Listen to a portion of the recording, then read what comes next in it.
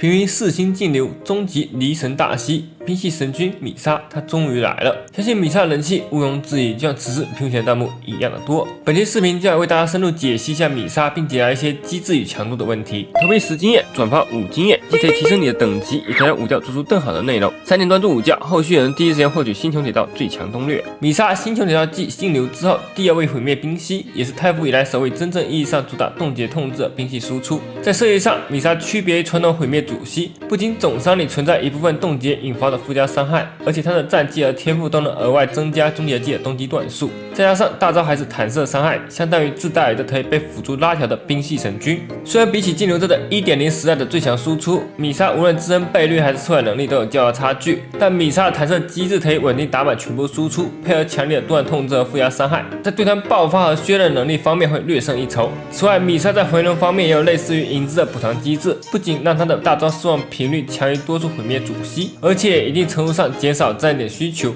在后二体系中有机会作为副系提供控制的对单爆发。综合来看，米莎是一名通过战技和天赋击解大招段数，并兼具一定控制能力的输出角色。不过他的优势区间比起毁灭更接近于巡猎，适合在流程较长的混沌回忆里就业，而且在抽出一定的新魂后，优秀的战点补偿加群体减防能力放在双系体系里也有一定的出场机会。所以已经提前刷好材料，准备第一时间拉满米莎的小伙伴，先弹幕里偷波1吧。在讲解米莎的行迹前，我们必须先来了解一下米莎的核心能力冰神君，也就是大招的段数叠加机制。首先，米莎的大招和景元神君一样，初始拥有3段攻击段数，并且战技和天赋都可以为其叠加攻击段数，最高通常能叠到10成。此外，大招每段的倍率大约是神君的90%左右，虽然不像神君一样能产生拓散伤害，但每一段都有着独立的大率冻结效果。而被冻结的敌人在每回泰尔时会受到基于米莎攻击力的冰属性附加伤害，算上这个伤害的话，和神君基本上完全一致。这时候可能会有人问了，米莎又不是虚无角色，能带命中光锥，小型技里也没命中属性，你这满级20%的冻结概率，哪来的自信去打冻结控制啊？实际上，米莎的2个大型技分别为他提供了60%的大招效果命中和80%的冻结概率提升，再加上大招每段伤害独立结算控制，使得米莎不用堆太高的效果命中也能保证一定的冻结概率。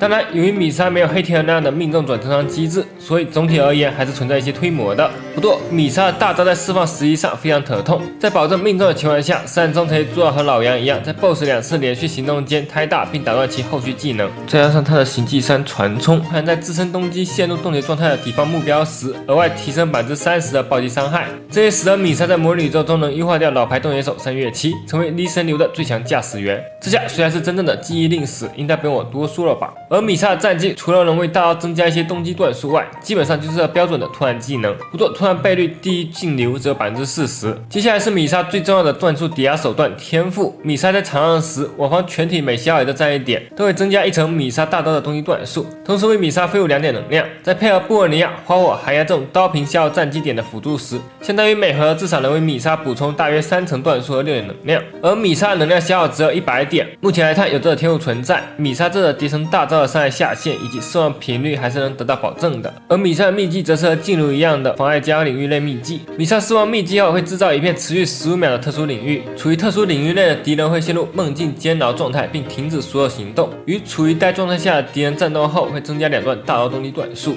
这个秘技基本可以看作是领域版的景元秘技，主要价值还是用来加速首人大招的软击效率。不过领域类秘技同时只能存在一个，3中2成的大招段数是否值得用掉这个领域位，还是需要大家根据自身情况进行考虑。目前来看，米莎的核心输出为大招的多段伤害，而天赋则是重要的大招叠层和充能手段，所以加点推荐终结技等于天赋大于战绩大于普通。从米莎的行技和叠层机制来看，它是标准的速东爆输出模板，所以装追首选免费装追星神陨落，点满后有最高64%的攻击加成，完美契合米莎属性，堪称毁灭装追中的性价比之王。其次选择净流专武、此生为剑和特拉专武无可取代的东西，刀白值加上还算容易触发的正常特效，相比于其他2个钻到爆炸的限定装追，思维度更胜一筹。4星装追同样推荐可以提供攻击力和增伤的在燃天下、炎属党和秘密4星。然后是仪器方面，外圈试验首选范围性最大的冰套，其次选择 2.0 新增的死水套，对金牛裆腹虚特带死者套。有好的量子套也可以直接拿来使用，散搭的话2冰、2死水和2冬季都可以拿来过渡。内圈首选萨尔索图，其次推荐苍穹战线和太空封印战。主持要推荐双爆衣、冰山或冬季球、冬季绳、速度鞋。副持要推荐双爆大于速度大于冬季大于效果命中。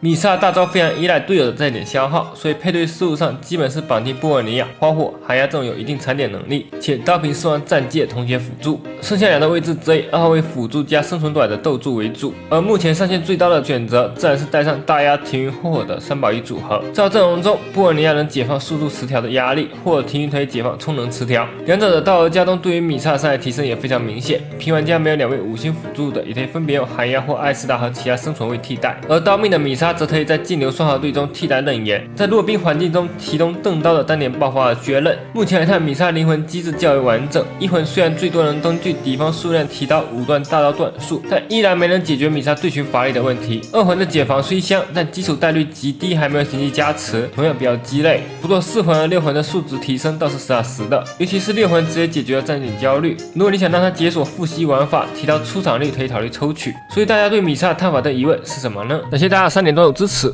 我们下期视频再见啦！